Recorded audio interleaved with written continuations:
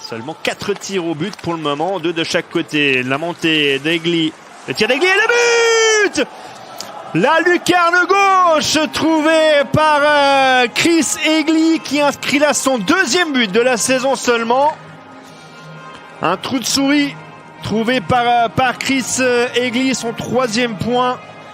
Lui qui avait marqué seulement 3 fois la saison dernière. Et Tchatcho, il est battu au premier poteau. Erreur là de la part du gardien d'Ambry Piotta.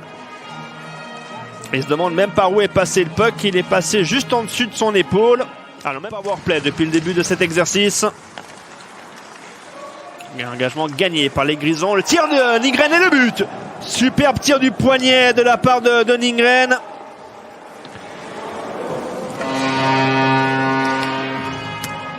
Et Magnus Nygren qui inscrit là son 7e but de la saison. Son 5e en power play. Tir du poignet, la ligne bleue, il y a du monde. Notamment André Sambul. Alors est-ce qu'il est dans la zone du gardien? Ce sera la grande question. Tchatcho est très loin de sa très haut dans sa zone, mais je ne crois pas qu'on...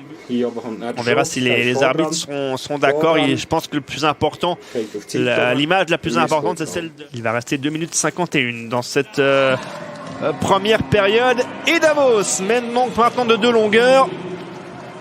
C'était forcément très limite, très serré entre Ambul et... Avec maintenant Novotny avec Fora. Mauvaise relance, le tir et le but!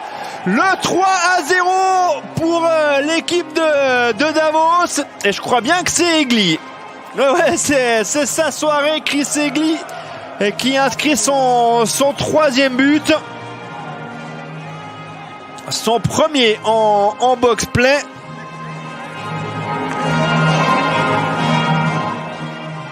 Tir du poignet juste sur la droite, la gauche de Tchatcho, mais surtout cette très mauvaise relance de Fora dans l'axe. Il veut donner à Novotny et il manque complètement sa relance.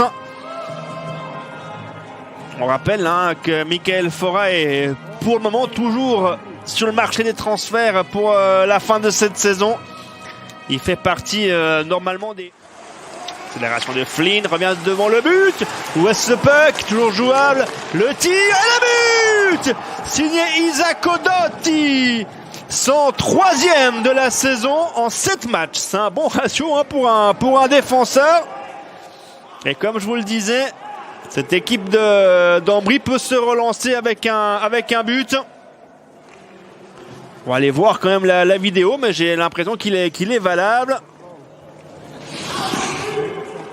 Il ne contrôle pas le puck. Pour moi, le gardien, là, il n'y a pas de faute sur lui. Là, il le remet lui-même en jeu. La passe du patin de Knebüller.